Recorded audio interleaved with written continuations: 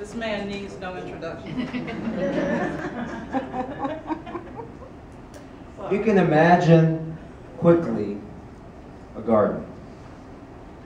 And in that garden, there's beautiful flowers, colorful, bright as we're entering the spring season.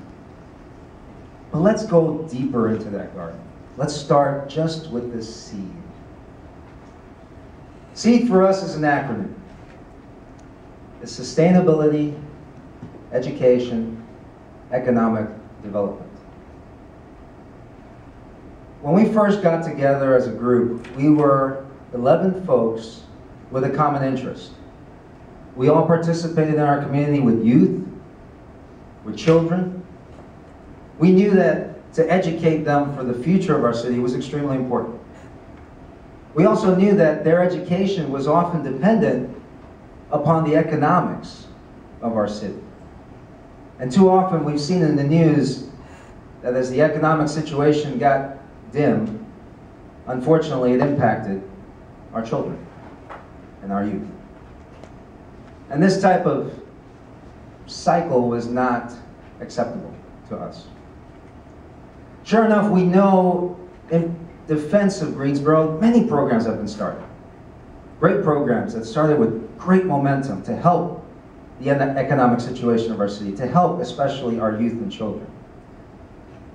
But there was a factor that was missing. They weren't sustainable.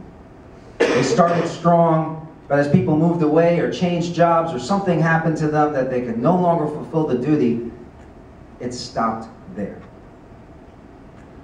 And who got the blunt end of the stick of that? The children, the youth, our city. So right away, we had to make a choice.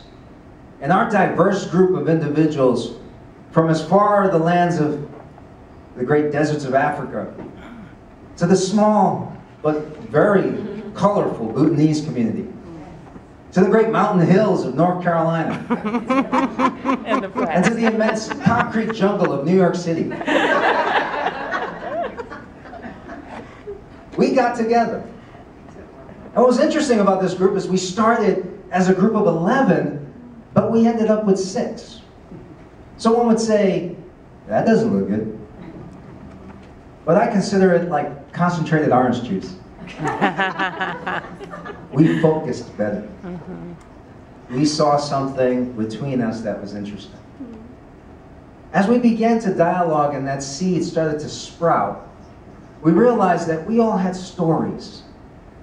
Our diverse cultural backgrounds had things that we didn't realize were amazing. One of the most impactful stories that were told in our group was from my friend Pasupati.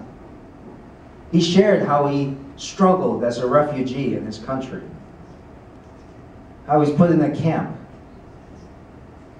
how he almost lost his family, how he lost his mom,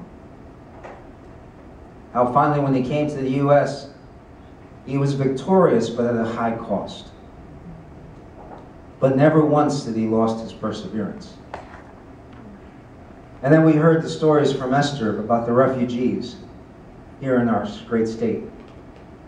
We heard the stories of how they started off strong. They gave them so much help for 3 months. And then they just dropped it off and said, you're on your own, go for it. Not acceptable.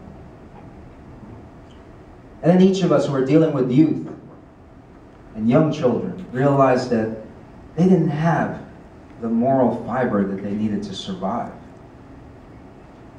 They weren't being looked upon as a citizen of this great state. We each grew up in that type of society. We heard stories of growing up in broken families or in very slum neighborhoods. But there was one common link, even though we were from different parts of the world. It was the perseverance. We did not let our environmental circumstances dictate our future. We did not let what happened in our past write our future. So right away, we each undertook different projects.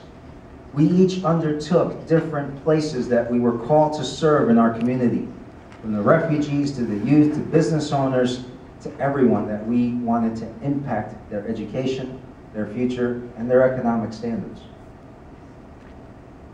But then we had an epiphany, 3/4 of the way through the program. We realized that we weren't together to build one new project. We had so much stuff on our table, we didn't want to add another one, because what we were doing was already extremely important. What we were doing was already impactful to our communities. So at that very moment, we had decided impact was not just for a new project, it was for here. Each one of us to suddenly bloom, to reach for these great tools that we were demonstrated in this very room, and now use them to build more momentum for us in the future. To give more momentum to the people we work with, to give more momentum to the folks that we were training already to be the legacy of this city.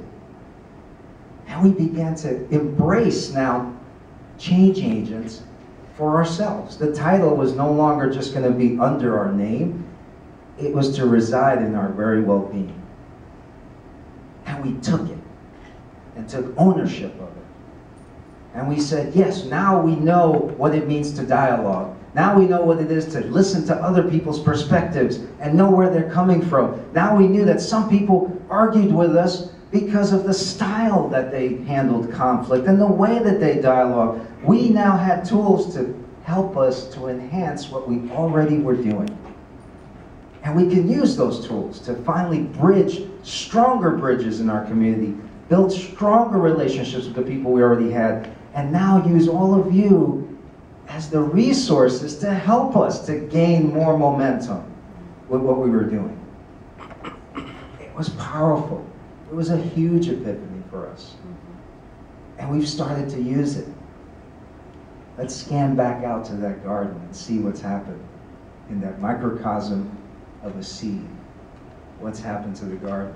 It's blossomed because now we've embraced resourcing.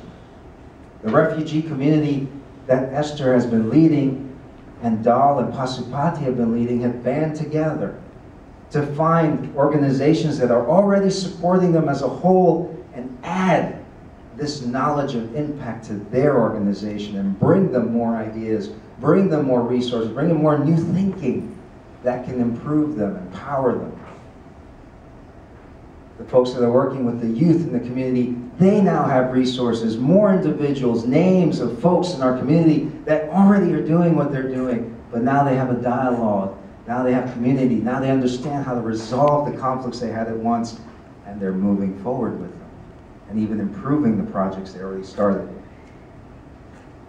For myself, I've built now more momentum in educating our community, our local business owners, our enclaves of shopping centers, helping them to understand how to not double dip in all these resources, not work independently, but work as one community. So we get rid of those lease signs all over the place and start building local stores that thrive, not just survive. Impact has really made a difference in the way we look at things.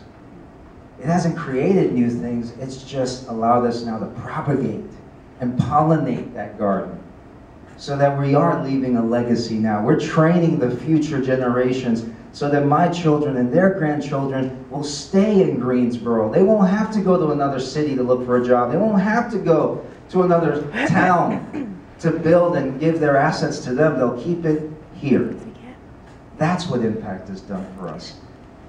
It's a wonderful story that's just about to turn the page to the next chapter. And we're so excited. Our gardens are blossoming. Our gardens are growing. And they're going to go to other cities as well, because we're going to invite the next change agents to come here, and they're going to take it from there on. Seed has done amazing things.